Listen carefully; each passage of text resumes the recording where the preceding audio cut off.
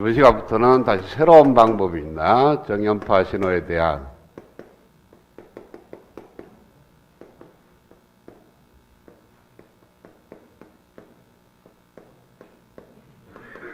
강제응답에 대해서 공부를 하는데요.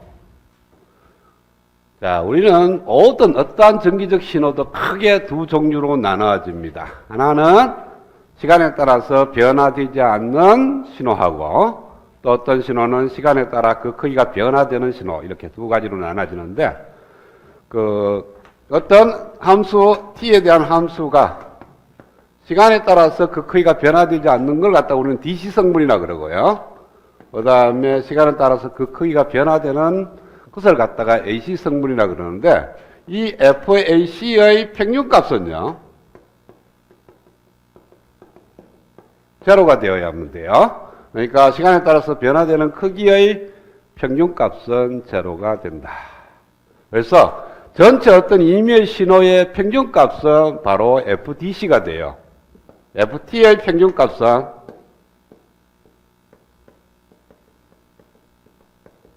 FDC가 되는 겁니다. 왜? FAC의 평균값은 없기 때문에, 제로이기 때문에. 그래서 어떤 신호가 딱 주어지면 그 신호의 평균값을 일단 DC 성분으로 끄집어내. 그러면 나머지 시간에 따라서 변화되는 AC 성분으로 만들어지는데, 이 FAC는 모든 어떤 정연파 신호에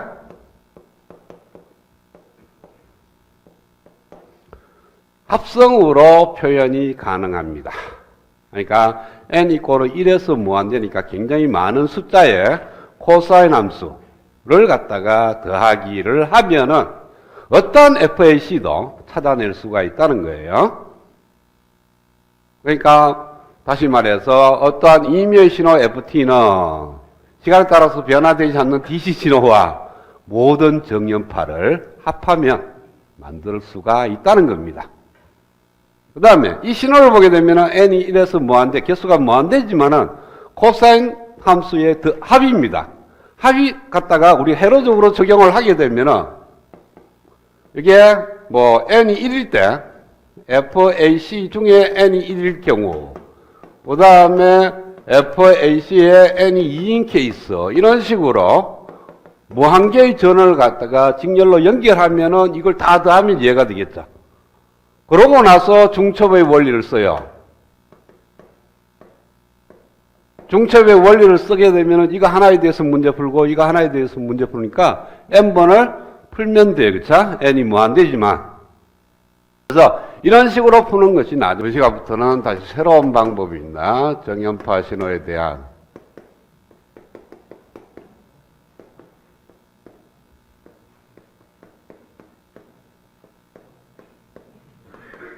강제응답에 대해서 공부를 하는데요. 자, 우리는 어떠한 전기적 신호도 크게 두 종류로 나눠집니다. 하나는 시간에 따라서 변화되지 않는 신호하고 또 어떤 신호는 시간에 따라 그 크기가 변화되는 신호, 이렇게 두 가지로 나눠지는데, 어떤 함수, t에 대한 함수가 시간에 따라서 그 크기가 변화되지 않는 걸 갖다 우리는 DC 성분이라 그러고요. 그 다음에 시간에 따라서 그 크기가 변화되는 것을 갖다가 AC 성분이라 그러는데, 이 FAC의 평균값은요, 제로가 되어야 하면 돼요. 그러니까 시간에 따라서 변화되는 크기의 평균값은 제로가 된다. 그래서 전체 어떤 임의 신호의 평균값은 바로 FDC가 돼요. FT의 평균값은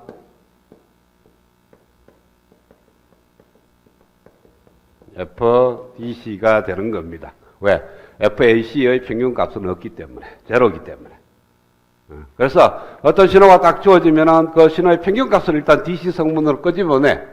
그러면 나머지 시간에 따라서 변화되는 AC 성분으로 만들어지는데, 이 FAC는 모든 어떤 정연파 신호에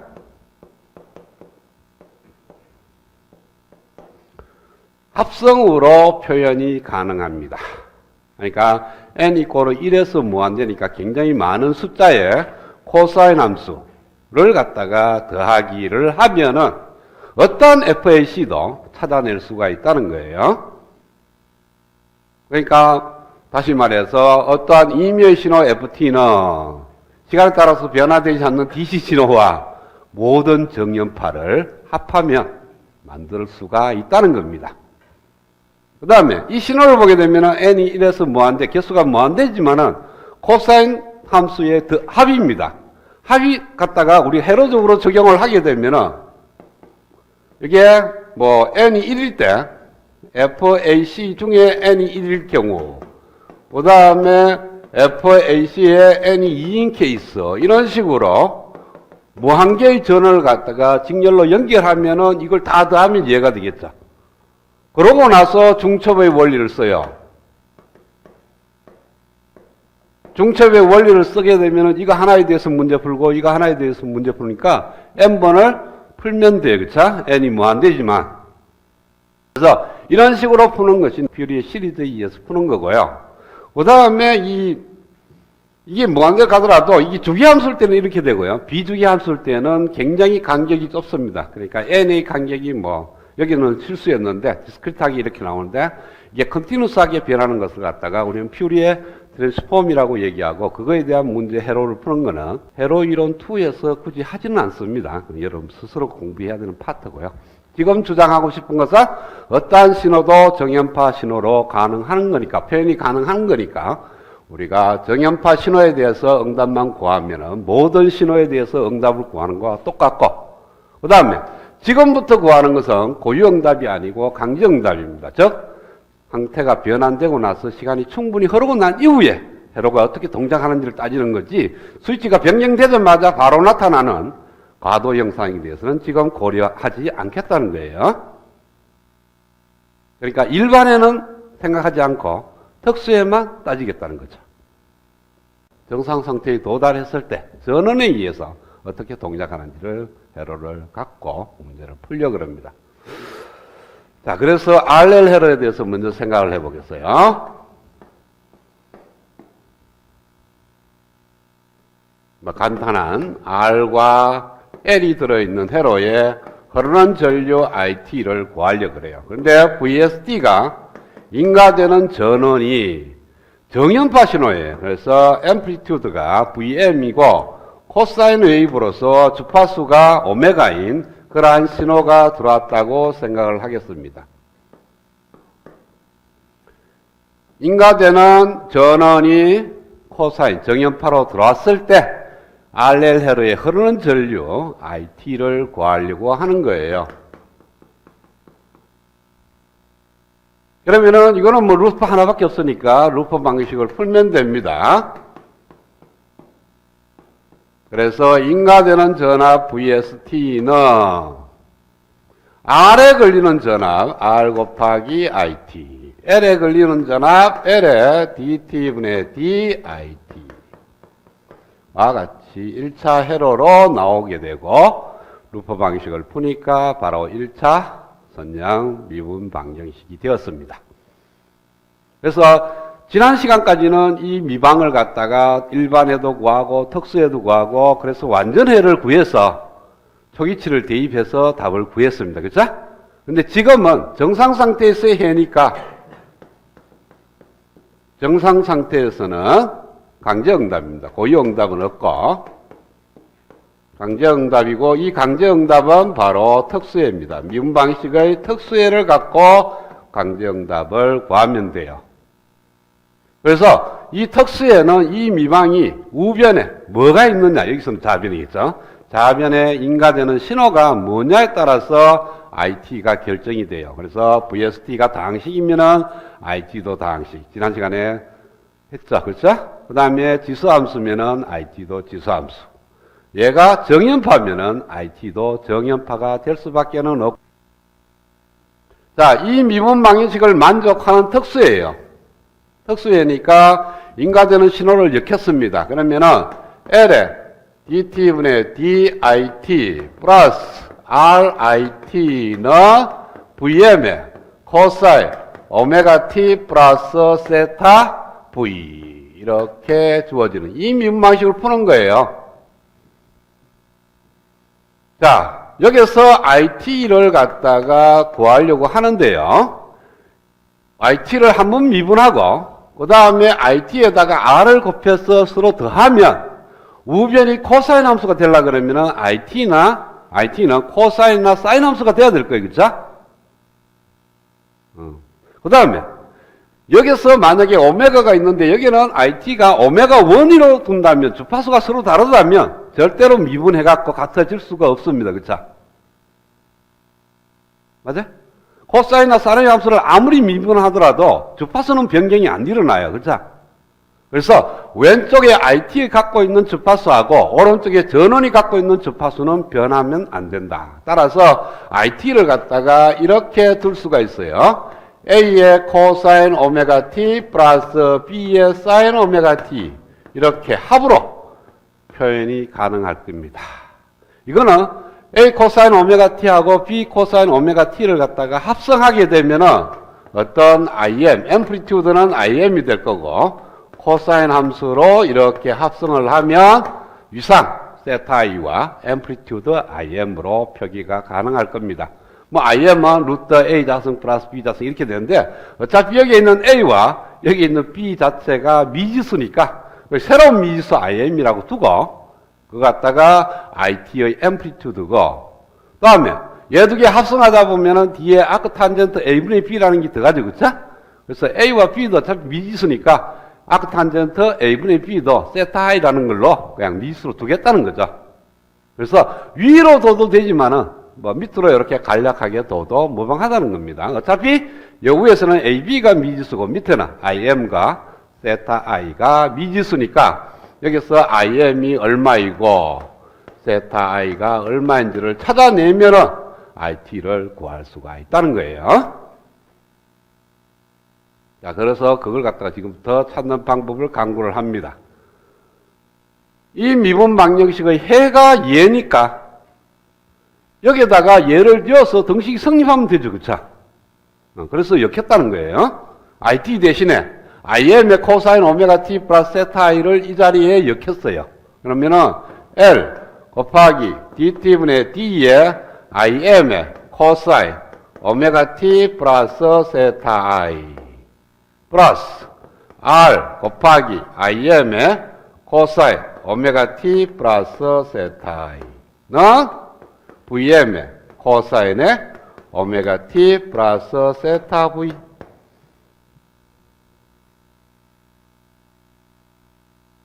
그 다음에 IM 코사인 오메가 T 플러스 세타 I를 갖다가 한번 미분합니다. 그러면 IM은 앞으로 나올 거고 코사인을 미분하면은 마이너스 사인으로 되고 오메가가 앞으로 나오죠. 그쵸? 그래서 전체적으로 마이너스 오메가 L 곱하기 IM의 사인의 오메가 T 플러스 세타 I 플러스 RIM의 코사인의 오메가 T 플러스 세타 I는 VM의 코사인 오메가 T 플러스 세타 V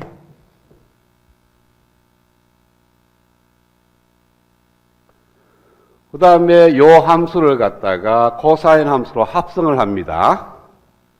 자, 어떻게 합성을 하면은 A 코사인 세타 플러스 B의 사인 세타 요 지금 현재는 마이너스로 되어 있습니다. 자, 요걸 봐요. 여기도 보면 오메가 T 플러스 세타 I 여기도 오메가 T 플러스 세타 I니까 이 전체를 세타라고 보겠어요. 볼 수 있죠. 그죠? 전체를 세타로 보면 요걸 A 코사인 세타 마이너스 B 사인 세타 이런 꼴이에요. 그쵸? 그래서 A 코사인 세타 마이너스 B 사인 세타를 갖다가 코사인 함수로 합성을 하면은 A 자승 플러스 B 자승의 코사인 세타 플러스 아크 탄젠트 A분의 B 이렇게 된다 그랬어요. 요거는 지난 시간에 제가 설명을 해드릴 거예요. 그쵸? 그러니까 그걸 그대로 여기다 적용을 해. 그러면은 답변이 루트 A의 제곱이 RIM의 자성 플러스 B의 자성이 오메가 LIM 전체의 자성의 코사인의 오메가 T 플러스 세타 I 플러스 아크 탄젠트 A분의 B A분의 B니까 R분의 오메가 L Vm의 코사인 오메가 t 플러스 세타 V.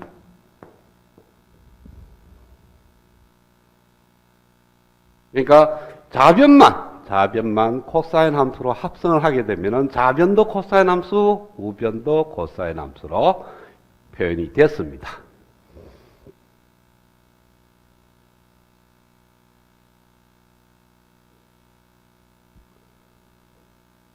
자, 그 다음에 이 식이 만족하는 건 언제 때요? 모든 시간에서 만족하는 항등식입니다. 그쵸? 뭐 어떨 때는 만족하고 어떨 때는 만족 안 하는 그러한 미방이 아니에요. 이 미분 방식은 언제나 만족하는 방정식입니다. 그래서 최종적으로 이 수식 자체가 항등식이 돼야 돼요. t에 대한 항등식. 그러면 두 개의 코사인 함수가 같아지려고 그러면 앰플리튜드가 같아야 되고 위상이 같아야 될 거예요. 그래서 앰플리튜드가 같기 위해서는 여기 나오는 요 앰플리튜드와 여기에 있는 앰플리튜드가 같아야 되고 루트 RIM의 자성 플러스 오메가 LIM의 전체의 자성은 VM을 만족을 해야 되고 그 다음에 여기에 만들어지는 위상 세타 I 플러스 아크탄젠트 R분의 오메가 L은 세타 V를 만족을 해야 된다. 그러면은 IM에 대해서 풀리게 되고 세타 I에 대해서 풀리게 되는데 그 두 개의 값을 여기에다가 대입을 하게 되면 이 미분 방정식을 만족하는 특수의 값이 나오게 되는 거예요. 그게 답이에요, 저게. 그래서 구하면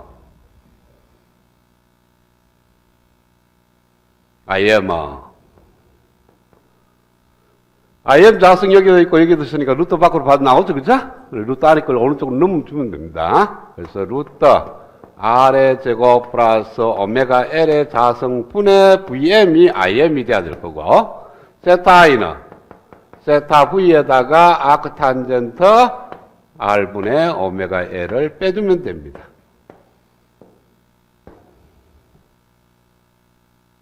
그러면은 저 회로에서 루프 전류 IT는 코사인 오메가 T 플러스 이렇게 하면 돼요. 그래서 이렇게 복잡하게 푸니 좀 쉬운 방법이 없을까라고 나오는 것이 바로 페이즈 이론입니다. 그래서 페이즈 이론을 정상적으로 들어가기 전에 중간 과정으로 페이즈 이론을 왜 도입되는지 지금부터 조금은 설명을 하려고 그래요.